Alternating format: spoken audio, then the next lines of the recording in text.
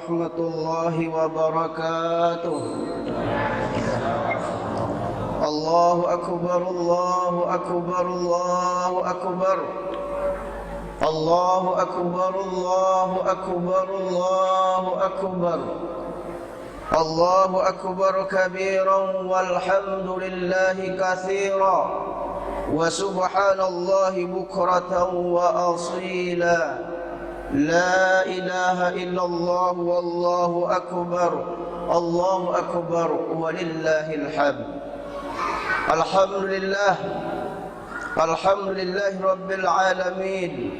Assalatu wassalamu ala asyrafil anbiya'i wal mursalin wa ala alihi wa ashabihi ajma'in.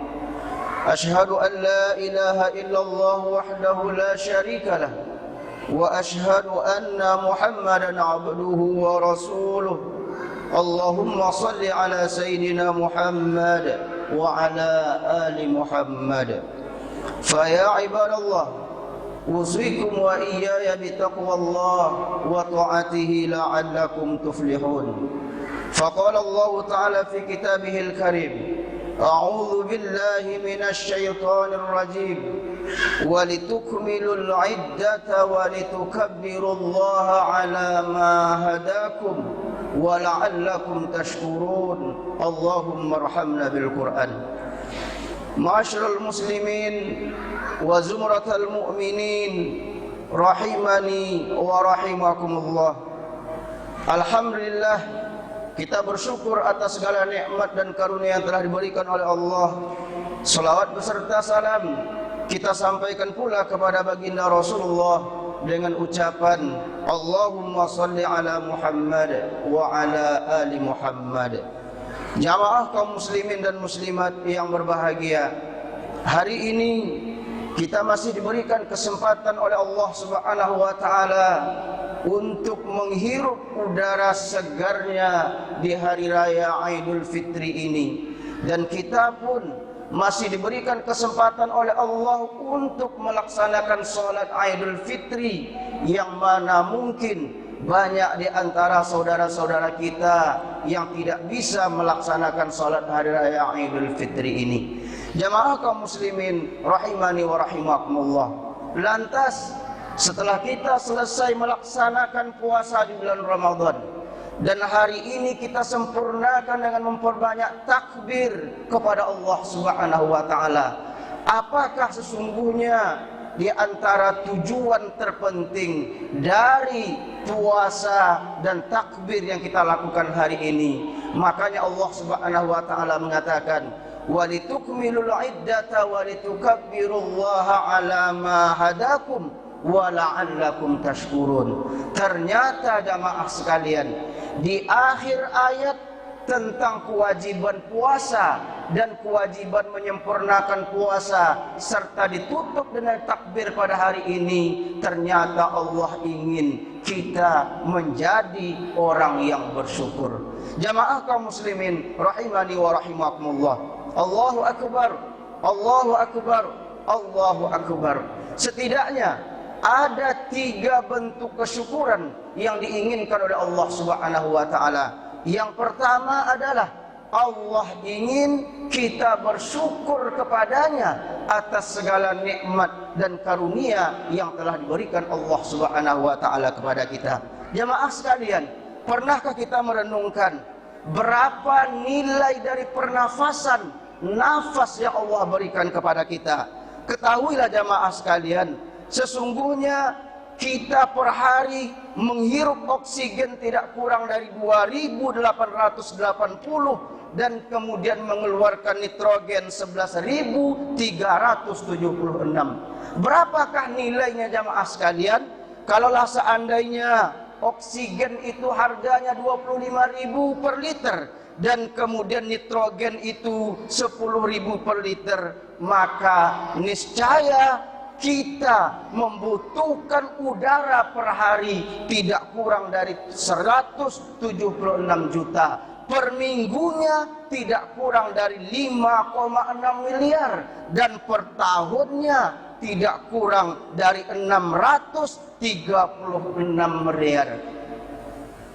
Jamaah kaum muslimin rahimani wa rahimakumullah. Pernahkah Allah meminta kita untuk menggantinya? Ternyata tidak. Ini baru pernapasan jamaah sekalian. Allah berikan kita pendengaran sehingga kita bisa mendengarkan suara anak-anak yang kita sangat cintai. Allah berikan kita penglihatan sehingga kemudian kita bisa melihat indahnya alam jagat raya ini. Allah karuniakan kepada kita lisan sehingga kemudian kita bisa mengucapkan sesuatu yang kita inginkan dan orang lain mau mendekat kepada kita. Apakah Allah ingin kita menggantinya? Apakah Allah kemudian mendatangkan malaikatnya ke rumah kita untuk menagih sebagai kredit? Tidak, jamaah sekalian. Lantas, kenapa Allah memberikan karunia yang demikian luas dan demikian besarnya itu? Tiada lain, Allah ingin agar kita menjadi hamba-hamba yang bersyukur kepadanya dengan cara berusaha semaksimal mungkin meningkatkan iman kita, meningkatkan amal ibadah kita dan pengabdian serta taqarrub kita kepada Allah Subhanahu wa taala. Memang jamaah sekalian, Allah memberikan ujian kepada kita.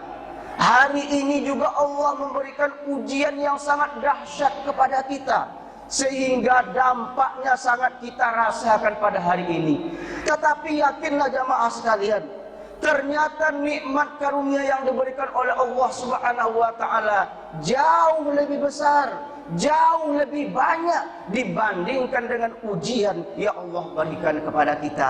Dan ujian yang Allah berikan kepada kita tidak sebanding dengan ujian yang Allah berikan kepada Nabi Ayyub alaihissalam. Bayangkan jamaah sekalian, Nabi Ayyub adalah orang yang kaya raya, dermawan, baik hati, tetapi kemudian Allah uji dengan 3 ujian dalam waktu 3 hari. Pertama, Allah musnahkan seluruh harta kekayaannya sehingga dia menjadi orang yang paling miskin. Kemudian Allah wafatkan seluruh anak keturunannya yang berjumlah 12 orang dalam satu waktu. Tidak hanya itu jamaah, Allah uji juga Nabi Ayyub alaihissalam dengan suatu penyakit menular yang tidak pernah Allah berikan kepada orang sebelum Nabi Ayyub dan tidak juga Allah berikan kepada orang sepeninggal Nabi Ayyub alaihissalam.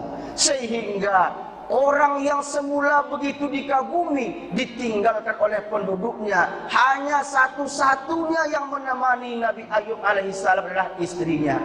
Sehingga jamaah sekalian, saking lamanya Nabi Ayyub diuji oleh Allah Subhanahu wa taala, kemudian istrinya berkata kepada Nabi Ayyub, "Wahai Nabiullah, Anda kan seorang nabi, seorang rasul. Kenapa Anda tidak berdoa kepada Allah untuk dihilangkan bencana ujian yang Allah berikan ini?" Tetapi apa nak jawab Nabi Ayyub? "Wahai istriku, sudah berapa tahunkah Allah memberikan ujian ini kepada kita?" 18 tahun wahai suamiku. Wahai istriku, Allah telah memberikan nikmatnya sebanyak 70 tahun kepada kita. Nantilah wahai istriku, kalau ujian Allah ini sudah sama lamanya dengan nikmat yang Allah berikan kepadaku, maka barulah aku akan berdoa kepada Allah untuk dihilangkan segala kesulitan hidup ini. Tetapi kalau hanya masih 18 tahun, ya lah istriku, aku malu kepada Allah Subhanahu wa taala. Allahu Akbar, jamaah sekalian. Allah tidak memerintahkan kita sebagaimana Nabi Ayyub alaihissalam, tidak. Silakan kita meminta kepada Allah kalau kita dalam keadaan sulit. Silakan kita minta Allah menyembuhkan penyakit kita kalau kita dalam keadaan sakit. Silakan minta hidup bahagia, silakan minta hidup enak jamaah sekalian.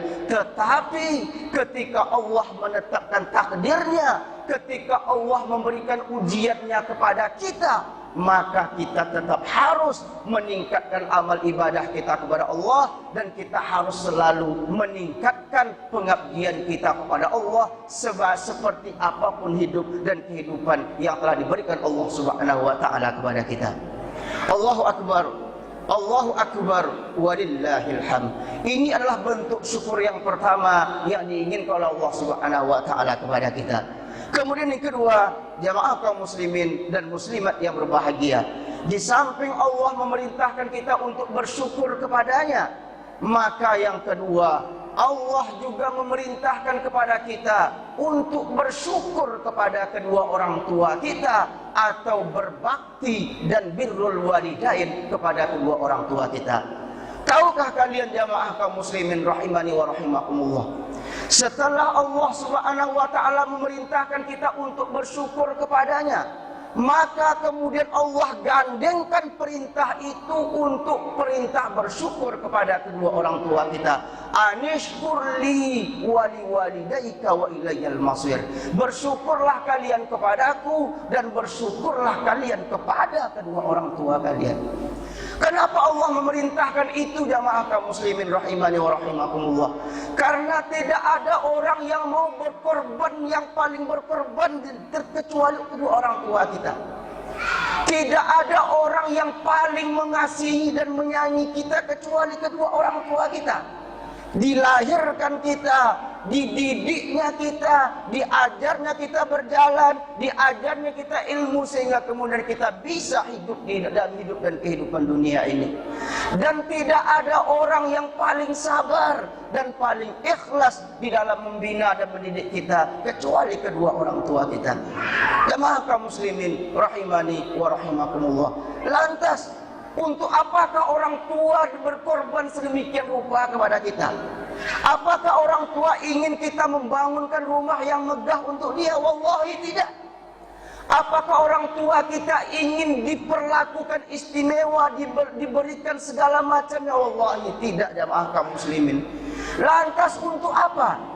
Allah Subhanahu wa taala ingin dan orang tua kita ingin agar kita berbuat baik kepadanya, karena membalas budi kedua orang tua sampai kapanpun tidak akan sanggup. Mungkin kita pernah mendengar kisah Uwais Al-Qarni, seorang pemuda yang dia miskin karena tidak bekerja untuk melayani kedua orang tuanya. Karena orang tuanya sudah sakit, tidak bisa mengapa-ngapa, hanya tidur di tempat tidur. Dia suapi, suatu ketika kemudian ibunya ingin agar haji ke Makkah Al-Mukarramah. Bayangkan, seorang pemuda miskin tetapi ibunya ingin haji ke Makkah Al-Mukarramah, sementara dia tinggal di Yaman. Apa yang dia lakukan jamaah kaum muslimin? Maka dia latihan selama 8 bulan menggendong anak sapi sampai kemudian berumur 8 bulan. Dia gendong naik ke bukit setiap hari pagi dan sore. Setelah dia kuat, apa yang dia lakukan? Dia gendong ibunya dari Yaman ke Makkah yang berjarak 1.500 km. Kemudian dia gendong sa'i, dia gendong umroh sampai kemudian dia selesai melaksanakan ibadah haji tersebut. Tidak hanya itu jamaah kaum muslimin, ketika dia tiba di tempat yang paling mustajab untuk berdoa, apa yang dia doakan? Ya Allah, berkahilah ibuku ya Allah, ampunilah dosa ibuku ya Allah, dan masukkanlah ia kepada jannahmu ya Allah. Ibunya heran, nah dulu sudah sulit anak mengasuh aku, sudah menggendong aku sampai ke Makkah, kenapa Ananda tidak mendoakan kebaikan untuk Ananda sementara Ananda miskin? Maka apa jawab Uwais Al-Qarni? Wahai ibunda, cukuplah ridho ibu sebagai balasan atas apa yang telah aku lakukan. Artinya apa jamaah kaum muslimin? Tidak akan ada yang bisa membalas kebaikan kedua orang tua kita. Lantas apa yang diinginkan oleh orang tua kita kepada kita jamaah kaum muslimin rahimani wa rahimakumullah? Mereka hanya ingin ketika nanti mereka sudah tua, ketika mereka sudah tidak ada tenaga, tangan sudah tidak bisa digerakkan, maka dia ingin anaknya lah yang akan menjadi tangannya. Ketika lisan sudah tidak bisa berkata-kata, maka dia hanya ingin anaknya nanti akan berkata-kata. Ketika telinganya sudah tidak bisa mendengar, maka dia ingin anaknya lah untuk sebagai alat untuk dia bisa mendengar. Artinya apa? Ketika dia tidak lagi bisa mengapa-ngapa karena dia sudah tua dan lain-lain sebagainya. Jamaah kaum muslimin rahimani wa rahimakumullah.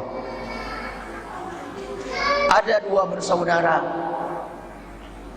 Ketika kemudian dia nangis terseduh-seduh karena kalah di pengadilan dengan saudara kandungnya.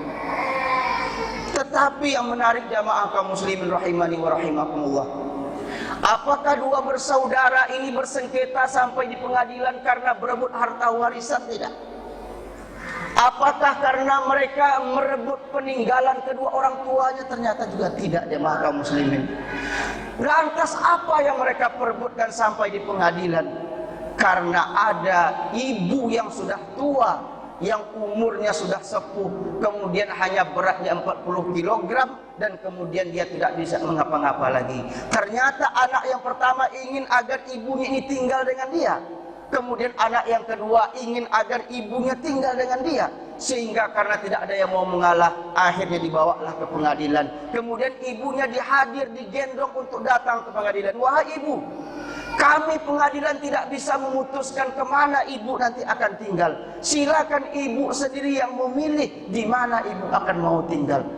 Tetapi apa jawab ibunya jamaah kaum muslimin rahimani wa rahimakumullah? Wahai hakim, anak saya yang tertua ini adalah mata kananku, dan anak saya nomor 2 ini adalah mata kiriku. Bagaimana mungkin aku bisa memilih di antara keduanya? Akhirnya ibu sendiri tidak bisa memilih mana yang terbaik jamaah kaum muslimin, karena sayangnya dengan kedua anaknya ini, karena kedua anak ini sayang kepada dia. Akhirnya karena pengadilan memutuskan untuk dipilihlah anak yang nomor 2, karena anak nomor 2 ini dekat dengan rumah sakit, kemudian dekat dengan kota, sehingga mudah untuk ibu ini berobat. Maka mendengar itulah kemudian anak yang pertama itu bercucuran air mata. Allahu Akbar, Allahu Akbar, walillahil hamd.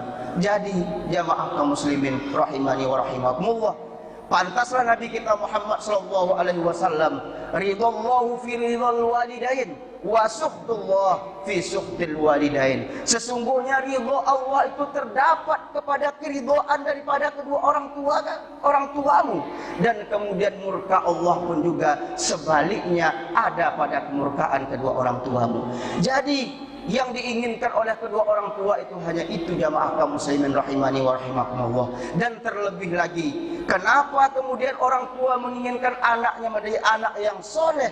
Karena nanti dia ingin ketika di hari kiamat ada orang tua yang diberikan keagungan, keistimewaan yang sangat luar biasa oleh Allah Subhanahu wa taala, dipakaikan mahkota yang sangat hebat oleh Allah Subhanahu wa taala, sehingga orang tuanya merasa kaget. Ya Allah, dari mana kemuliaan ini Engkau berikan ya Allah? Sementara ketika saya hidup di dunia, ibadah saya hanya biasa-biasa saja. Bahkan mungkin bisa jadi ketika waktu sholat saya sering berada di kebun dan lain-lain sebagainya. Maka apa jawab daripada kedua orang tersebut? Kejawab Allah Subhanahu wa taala, sesungguhnya aku berikan keistimewaan kepadamu karena doa dari anak-anak yang telah engkau tinggalkan. Allahu Akbar, Allahu Akbar, walillahil hamd. Maka oleh karena itulah jamaah kaum muslimin rahimani wa rahimakumullah, di samping Allah memerintahkan kita untuk bersyukur kepada Allah Subhanahu wa taala, maka Allah pun juga memerintahkan kita untuk bersyukur kepada kedua orang tua kita, yaitu dengan cara berbuat baik kepada keduanya. Allahu Akbar, Allahu Akbar, Allahu Akbar, walillahil hamd. Kemudian yang ketiga, di samping Allah memerintahkan kita untuk bersyukur kepada Allah dan kemudian bersyukur kepada kedua orang tua kita, maka Allah juga memerintahkan kita untuk bersyukur kepada sesama manusia. Bukankah jamaah kaum muslimin rahimani wa rahimakumullah, di balik kesuksesan kita, meskipun ada doa kedua orang tua kita, tetapi ada orang-orang di sekitar kita, ada istri kita, ada suami kita, ada karib kerabat kita, ada tetangga kita, ada atasan kita, ada bawahan kita. Mungkin istri kita tidak sehebat Aisyah radhiyallahu anha, tetapi yakinlah jamaah kaum muslimin rahimani wa rahimakumullah, setidaknya mereka telah mengandung anak kita dan kemudian melahirkan anak kita. Mungkin suami kita tidak selembut baginda Rasulullah sallallahu alaihi wasallam, tetapi yakinlah wahai para istri, suami kita lah yang telah menjabat tangan kedua orang tua kita, dan kemudian dia mengorbankan hidup dan kehidupannya untuk membahagiakan kita dan anak-anak kita. Di samping itu juga ada keluarga kita, dan kemudian ada tetangga kita, dan juga ada fakir miskin, ada anak-anak yatim, yang kesemua itu pun Allah Subhanahu wa taala perintahkan kita untuk berbuat baik kepada mereka. Makanya Nabi kita Muhammad SAW bersabda, "Man lam yashkurin nas lam yashkurillah." Barang siapa yang tidak bisa bersyukur, berterima kasih kepada sesama manusia, maka jangan harap dia bisa berterima kasih kepada Allah Subhanahu wa taala. Maka jamaah kaum muslimin rahimani wa rahimakumullah, melalui momentum Hari Raya Idul Fitri ini, maka mari kita perkuat syukur kita kepada Allah Subhanahu wa taala dan rasa terima kasih kita kepada kedua orang tua kita, dan kemudian juga berterima kasih kita kepada sesama manusia. Kalau itu kita lakukan, maka insya Allah ketika kita keluar dari bulan Ramadan, maka kita akan menjadi orang-orang yang bertakwa, dan orang-orang yang bertakwa yang nilainya paling tinggi adalah menjadi hamba-hamba yang bersyukur, yaitu dalam hidup dan kehidupan ini. Barakallahu li wa lakum fil Qur'anil azim, wa nafa'ani wa iyyakum bima fihi minal ayati wa dzikril hakim. Aqulu qawli hadza wa astaghfirullahal azim innahu huwal ghafurur rahim.